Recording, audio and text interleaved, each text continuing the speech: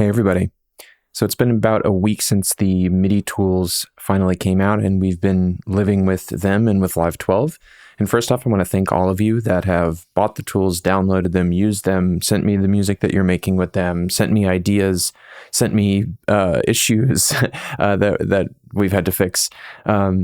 It's been awesome just to see these things move into the world and see all of you using them and see people excited by them.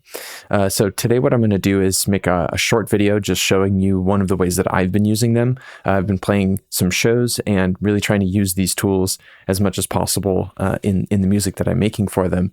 And I want to show you some techniques that I've been using to make beats with drums with MIDI tools. Okay, so let's dive in here. So the first thing I'm going to do is create a new MIDI clip here in the session view. You can also use these in the arrangement view, but I've almost always used them in the session view. And we'll start with the blocks device, which I'm going to create 8 blocks, and you can see we're generating notes here. And by the way, I'm using this pretty cool plugin that I like called Ting by Clevgrand. That's a sort of like kitchen objects drum machine. So we start. And I have the scale turned off here because this particular instrument, unlike a drum rack, like Live will know if you use a drum rack that it shouldn't use a scale.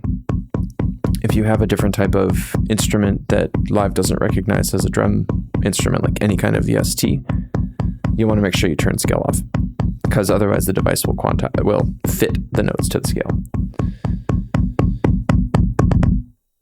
So I'm going to create just a basic rhythm here with blocks. And the way that this one works basically is that the height of the little sliders set sort of the relative length of the notes that it creates. And I'm going to quantize. Okay, and then from there, I'll go to divs. These two tend to work very well together. We had 8 blocks, so let's also do 8 divs.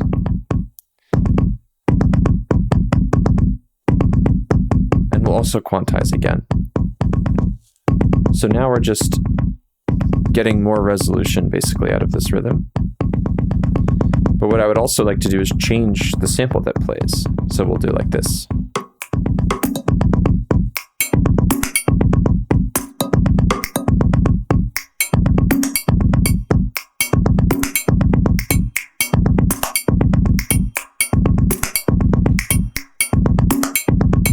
And it's actually kind of almost a sort of mistake that I ended up liking, where you sometimes get these like tiny notes when you subdivide something and it's quantized, and that thing is the length of the grid. So this is like kind of a mistake, but I really like what it actually ends up doing, so I'm keeping it.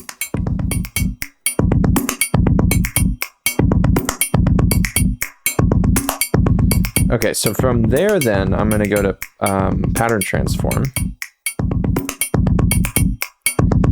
And what this one does is you generate a pattern, and then that pattern is used to transform the notes. And the way that I would like to transform them is to change the velocity so that we can get a little bit more of a feel to this pattern. So in this absolute mode, I can just decrease the velocity for any notes that are selected by this pattern. And you can change the pattern to change which notes actually get transformed. If I have 0, nothing gets transformed. If I have 16, they all get transformed. And this thing will respond to how many notes actually exist in your clip. And another thing that you can do is accumulate. So instead of just a fixed amount that we reduce the velocity, we're going to add 10 and reduce by this kind of running total. So if I say -10 here, I turn accumulation on, You can see the velocity here is falling. I'm going to increase the density. So you see we're getting this velocity fall off. I don't want it to go all the way so low. So what I'm going to do is I'm going to constrain the total number of accumulations that we'll perform before we go back to the original number and basically wrap around and start over the accumulation.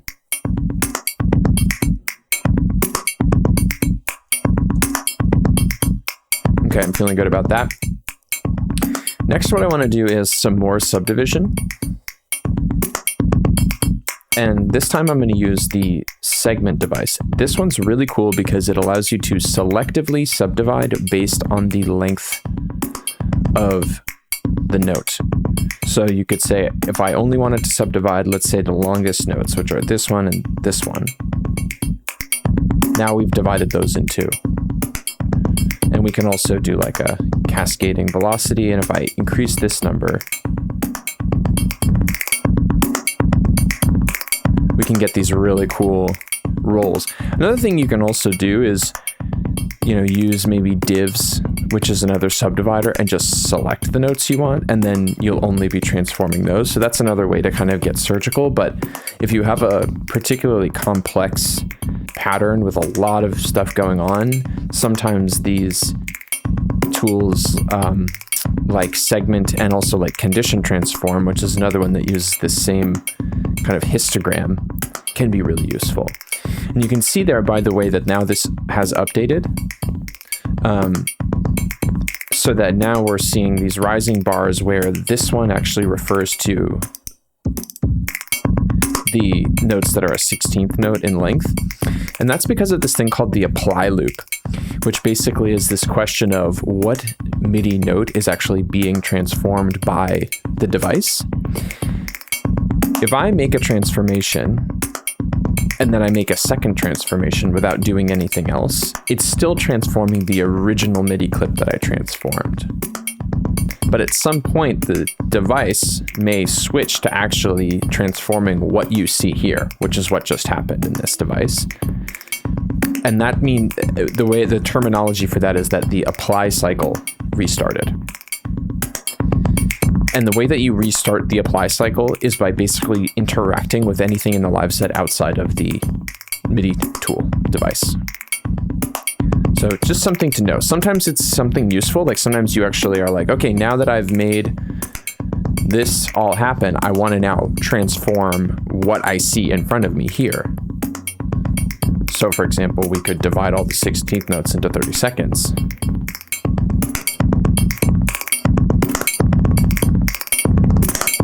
Right. Or maybe you don't want to, maybe you don't. Maybe you want to kind of continue to transform what you had before. So you just have to be careful with that.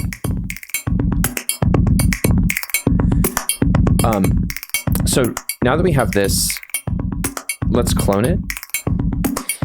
And actually, you know what? I'm going to Control Z a bunch here. And start with this.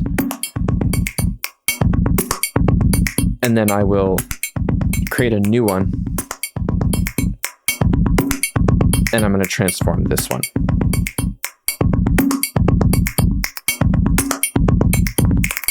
So now we have this variation. I'm going to clone the one that was on row 1, and we're going to do a new transformation now to that one. So let's play that, and let's go with, let's do pattern transform again. I have an idea for that. So, oh wait, I wanted this one here. So we could kind of just remix like the samples that are being played here by just incrementing the pitch. So it's the same rhythm, just playing with different samples. But not all different, which is cool. Like there's some continuity here, and the kind of amount of continuity is controlled by this density. And in fact, I like that approach so much that I'm just going to do it a few more times.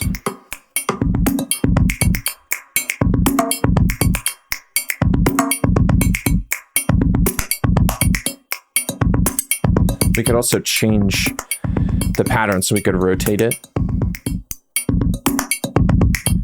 And then if we create, let's like say a follow action with these three.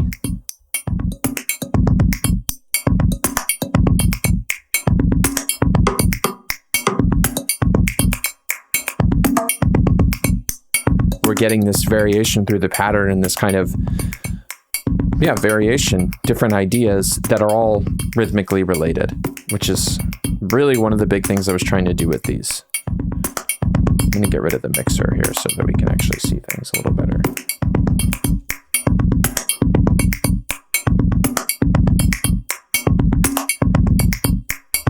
Okay, let's do maybe one more thing here, which is going to be a shift.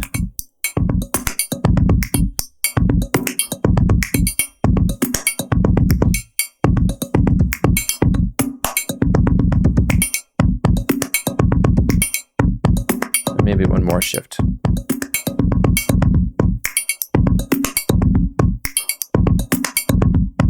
Yeah, again, another thing. And then, okay, let's do one more, which is going to be a little bit of a crazier subdivision with divs.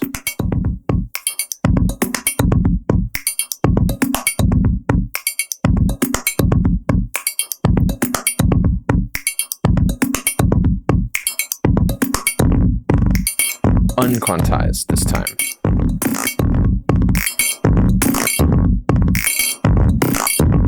With these higher amounts of divisions, you can get these almost kind of like pitched sort of trills.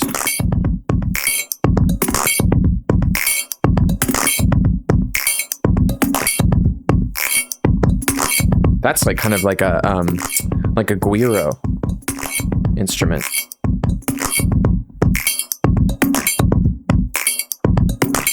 In a sense, that's a new timbre, right? That's not almost it's getting to the point of not being a rhythmic thing, but it's like a timbral thing. Okay, I want to try to think of one more thing.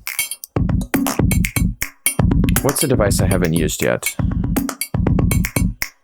Well, draw. So draw is kind of a cool way. One time, like a lot of times I will use this for if I just want to switch up a few things, like, and then same with velocity, it can be really useful. Just to switch things up a little bit. Okay, and then the final thing I'll do here is just use follow actions for all of these so that we can kind of like actually go through this whole set of ideas we've created.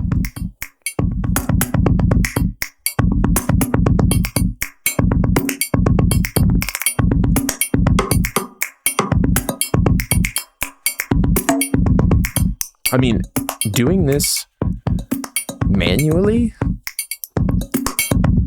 you wouldn't do it. You just wouldn't do it.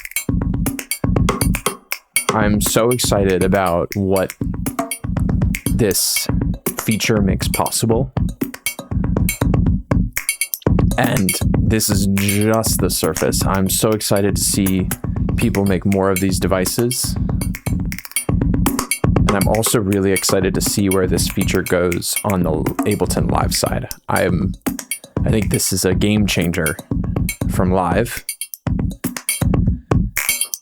And there's just so many directions I could see this going. I might make a video at some point where I talk about what I think the implications of this could be, not knowing anything about what Ableton's roadmap is, which I don't, but just what I think could happen next.